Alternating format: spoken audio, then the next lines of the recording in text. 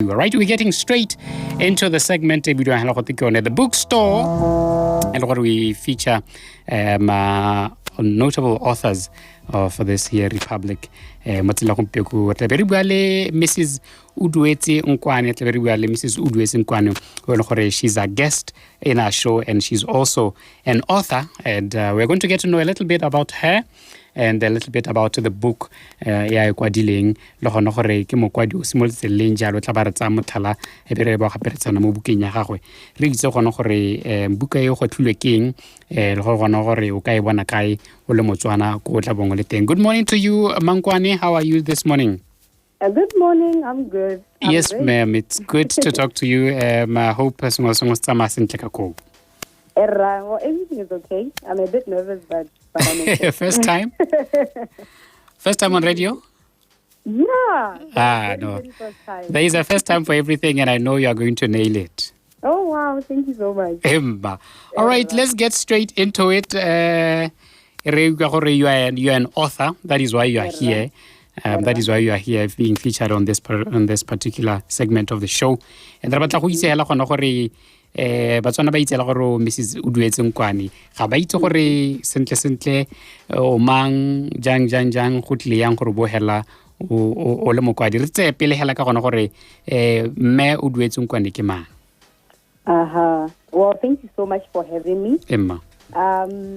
Well, Kibida Udwetse Nkwani, but I can read Kibida Udwetse Masilo Mango Nkwani. Masilo Mango because I was born and raised in Monepolole. And then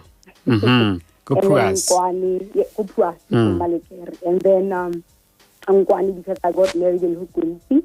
Okay. So I'm 27 years old. And I'm a nurse by profession, and like you said, also an author. Wow, so that's me. You wear many hats, a wife, a nurse, a frontliner, an author as well. When did you start? When did you start writing? Inspiration of sorts.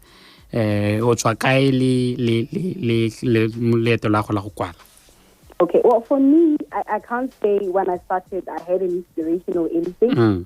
What I knew was that when I write, I felt like I could easily express myself in writing. Versus, there are certain emotions that it's easier to write them down. It was easier for me to write them down versus having to articulate them. You understand? No expressible talk about writing them down.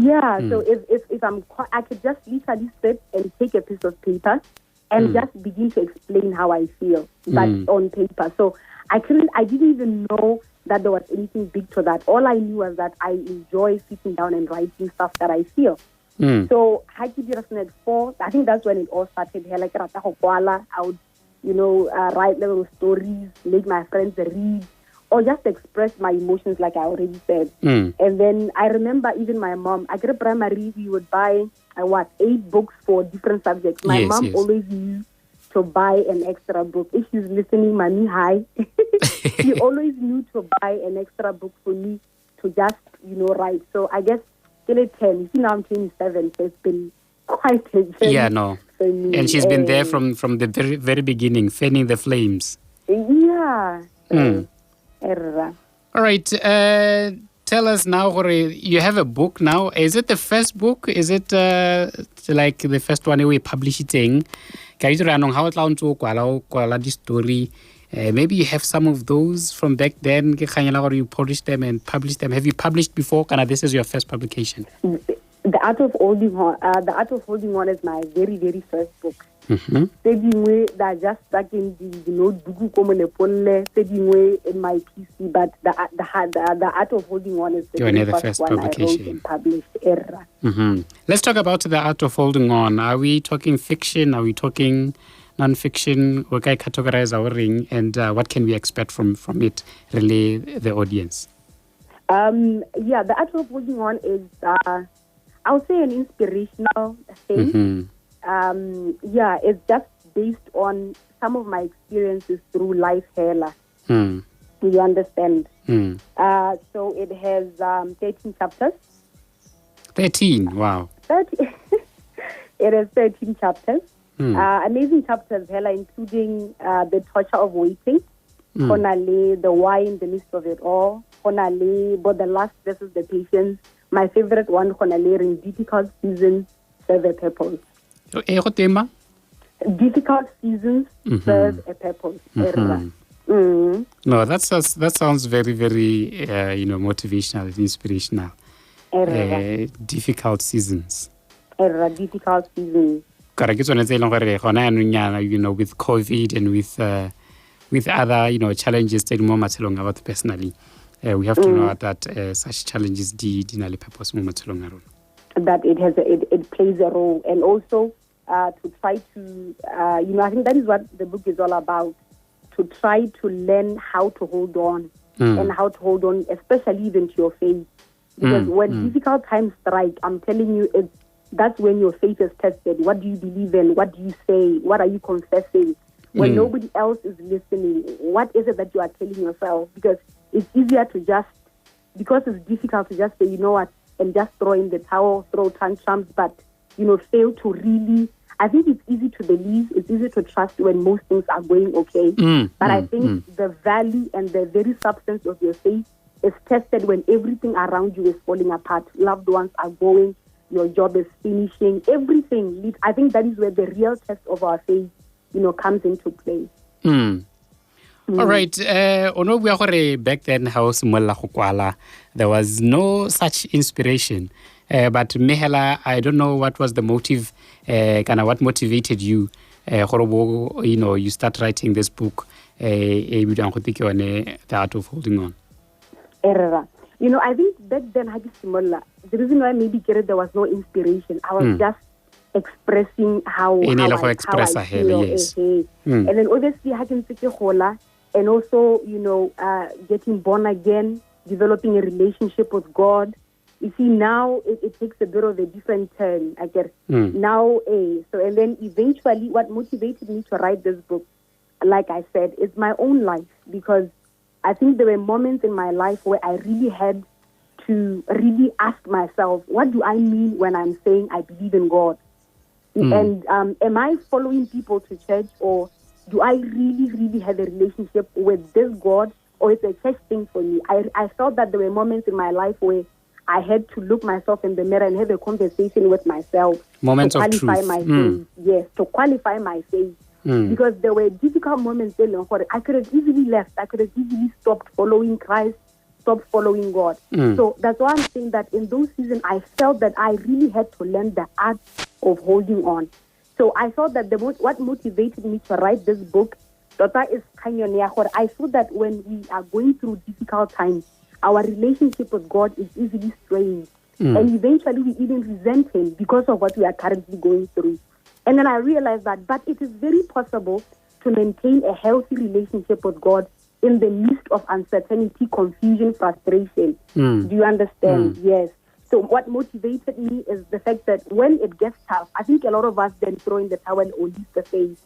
Or isn't there another way to follow God still with unanswered questions, to follow God still with the frustration, and not compromise this relationship? Because let's also be honest, this is also the source of preservation, and this is also the source of a certain level of peace and motivation and hope.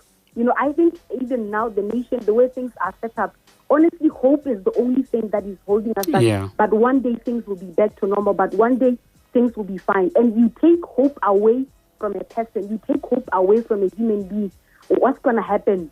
What's going to happen? Because that is the only thing that we wake up every day. You see, I'm a nurse.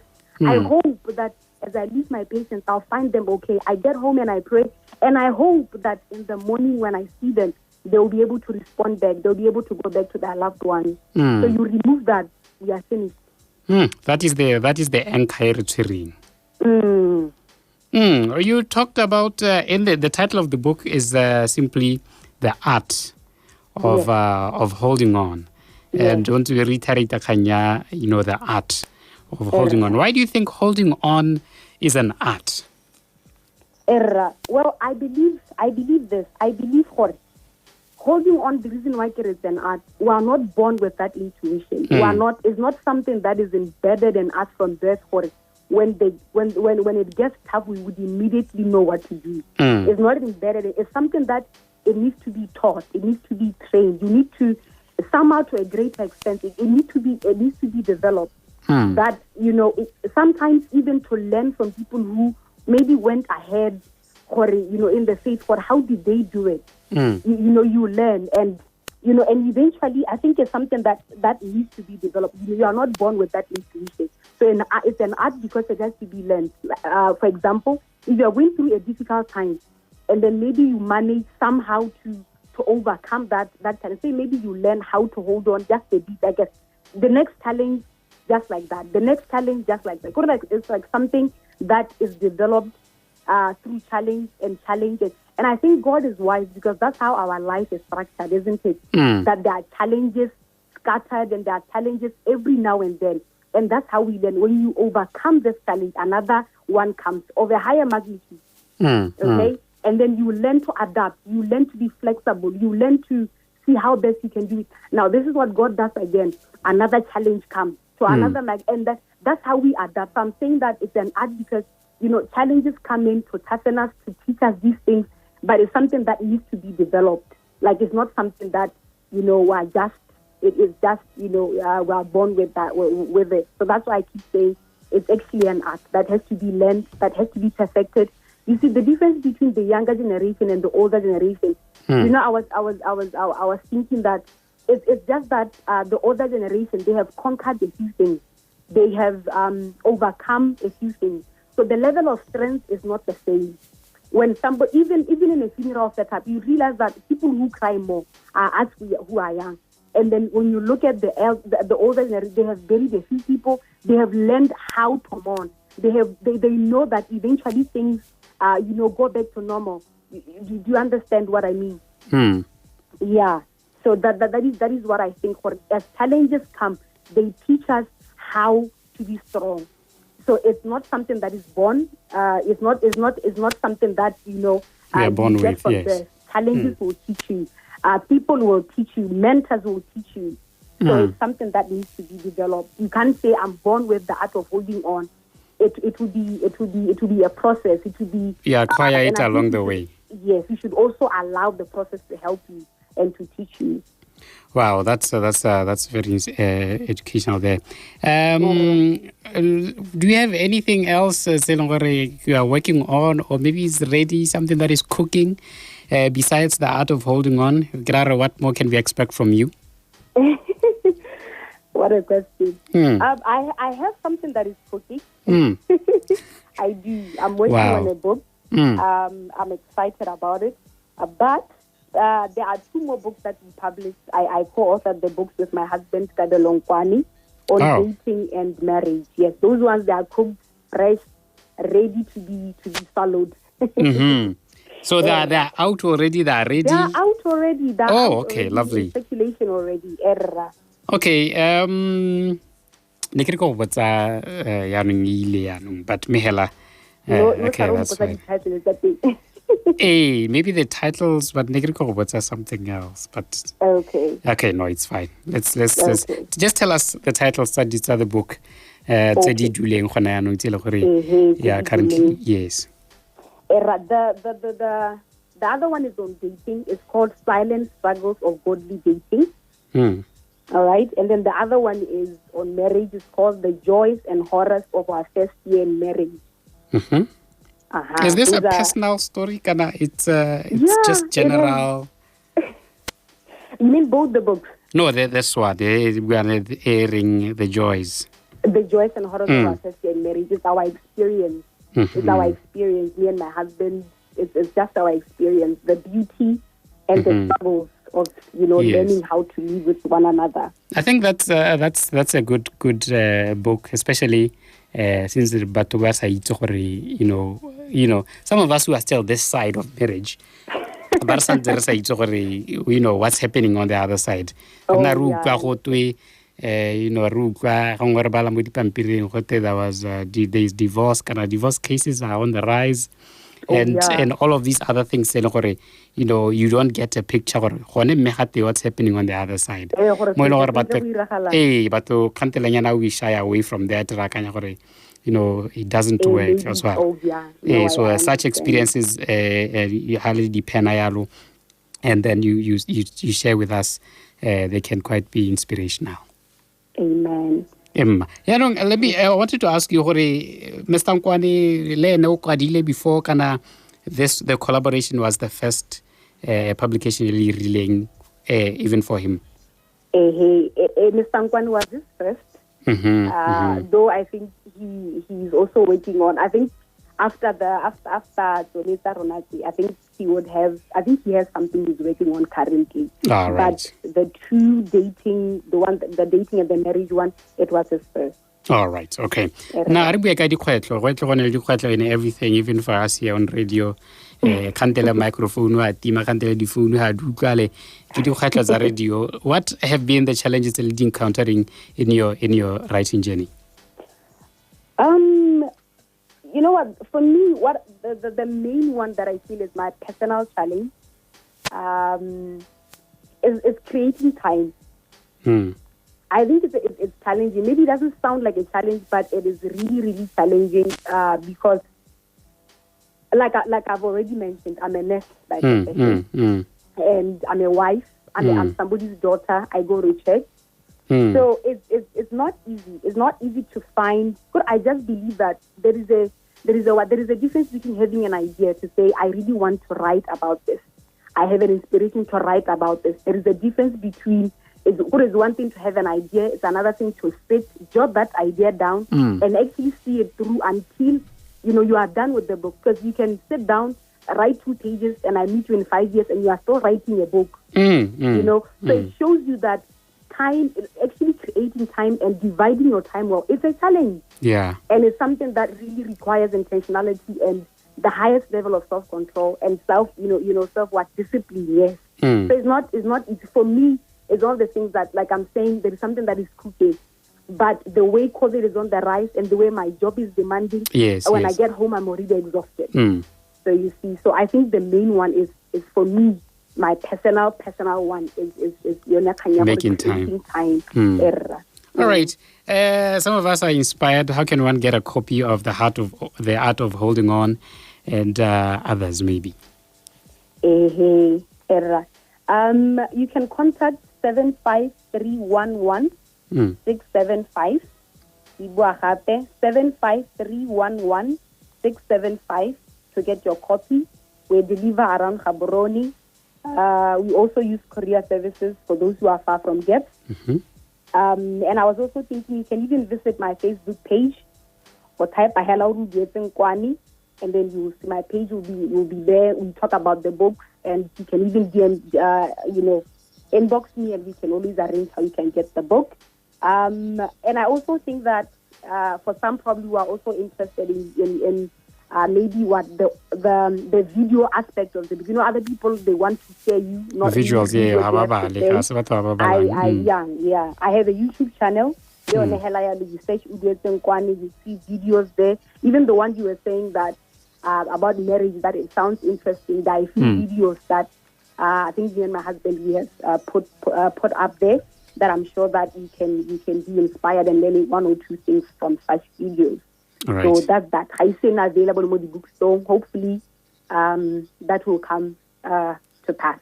All right. No, thank you so much. YouTube channel, you just simply search Udwezi Nkwani, just like Facebook. You simply search Udwezi Nkwani, just like Facebook. Okay. No, thank you so much. Any last words? Any last message to the listeners? We are in difficult times. Anything that you want to say to them? Yeah, we are. It's not easy. The season that we are in is really not easy. But the last message that I can say, maybe also Hella still in relation to my book still. You remember when I told you that my favorite chapter is that difficult season serve a purpose. So I think Hella, I can just say, no season is a mistake. That's not how God made things to be. No matter how difficult, no matter how it doesn't even make sense, but no season is a mistake. And I just think that, generally that's how things are. We are quick to disqualify, maybe a difficult season, a complicated season, and just want it over and just want, a time where things make sense again, where things are okay again. But the truth of the matter is, even in that dark place, even in that difficult place, the truth is that treasures of wisdom, that treasures of knowledge, that there is always something you can learn, that we shouldn't be too quick to disregard a difficult situation, that we should always at the back of our heads understand that every season it serves a purpose. So I think that is what I can say. All right, thank you so much. That is very, very inspirational. Mare lebohile hela thata me Nkwani. Re sola re batla bua le wena batswana gore ba batle dibuka tseo ba bale ba check your Facebook page jalo. Thank you so much and enjoy the rest of your day and keep doing a good job of being an author, a mom, and a frontliner. Thank you so much for having me. Thank you so much. Right, that was Nkwani, the author of The Art of Holding On. And at exactly 8 minutes before the hour of 12 o'clock,